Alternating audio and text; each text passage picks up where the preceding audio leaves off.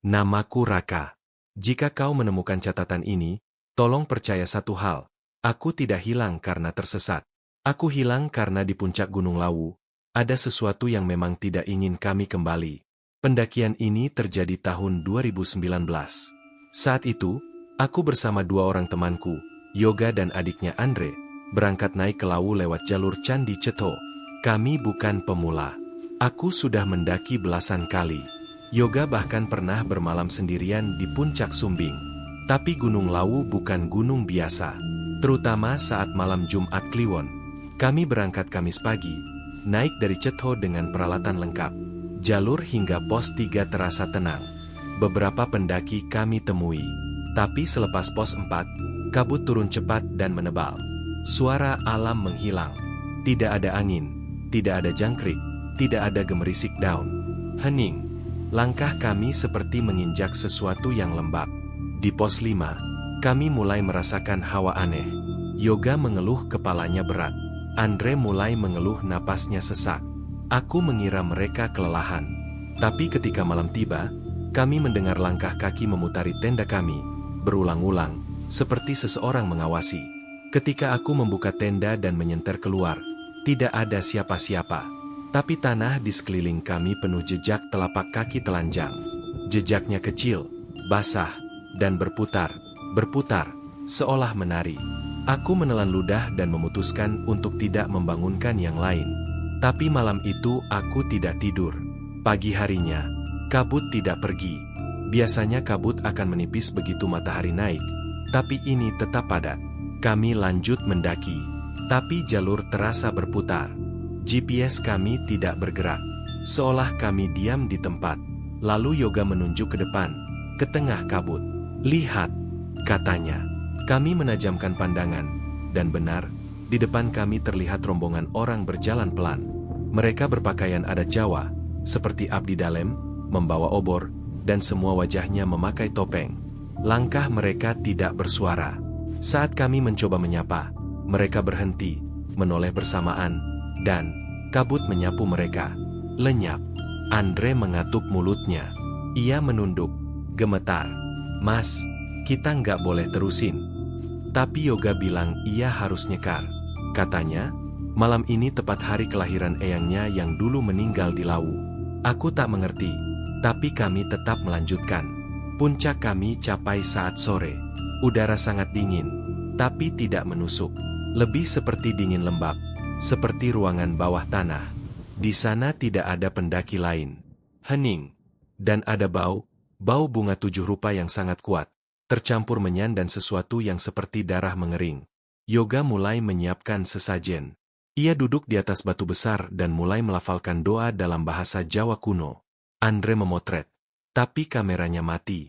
Aku mencium bau gosong. Ketika malam turun, kami duduk melingkar, diam. Hingga sekitar jam 1 dini hari, dari arah kabut muncul sosok-sosok lagi. Yang sama. Topeng. Obor. Tapi kali ini jumlahnya lebih banyak. Mereka berdiri membentuk lingkaran di sekitar Yoga yang tetap diam seperti dalam meditasi. Aku mencoba berdiri, tapi tidak bisa. Kakiku berat. Nafasku pendek. Mereka mulai bergerak, menari perlahan mengelilingi kami. Tiba-tiba semuanya hilang. Gelap. Aku terbangun pagi-pagi dan Yoga sudah tidak ada. Andre menangis. Di tempat Yoga duduk, kini ada batu nisan kayu kecil, berlumur tanah, dan di depannya, setangkai bunga kenanga segar. Kami panik, ingin turun. Tapi jalur yang kami lalui kemarin tidak ada. Tanah berubah. Pohon-pohon seperti tidak di tempat yang sama. Setiap arah kami tempuh membawa kami kembali ke titik awal. Kami mulai kehilangan orientasi. Tidak ada sinyal. Tidak ada cahaya. Waktu seolah berjalan lambat. Andre mulai bertingkah aneh. Ia berbicara sendiri. Ia bilang mendengar suara Yoga dari dalam tasnya. Aku meraba keningnya. Ia panas. Lalu tiba-tiba ia berteriak. "Mas, dia ngajak pulang. Kita disuruh tuker." Aku tidak tahu apa maksudnya. Tapi tak lama, Andre lari ke jurang, tersenyum, dan melompat. Tidak ada suara teriakan. Tidak ada tubuh terguling. Hanya hening. Aku sendirian. Aku duduk di batu selama entah berapa jam. Malam datang. Aku membungkus tubuhku dengan fleece shade, gemetar. Lalu dari balik kabut muncul seseorang, berpakaian hitam, wajahnya tertutup rambut panjang putih. Ia berdiri diam, dan suara beratnya berkata, "Pendakianmu belum selesai, tapi kamu boleh turun, jika kamu bawa kami." Aku menutup mata, pingsan. Ketika sadar, aku sudah berada di kaki gunung. Ditemukan warga.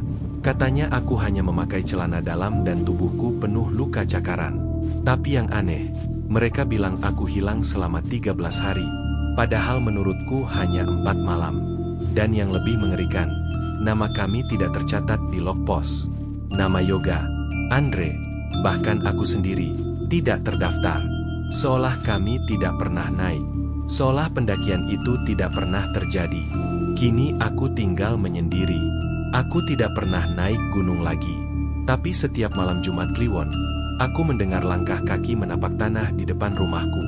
Kadang ada suara orang membuka resleting tenda. Kadang, aku mendengar seseorang berbisik, "Mas Raka, ayo naik lagi. Eyang belum selesai." Dan di cermin, aku kadang melihat diriku memakai jaket gunung, lengkap. Padahal aku sedang pakai baju tidur. Aku tahu aku sudah pulang. Tapi separuh diriku masih di atas sana.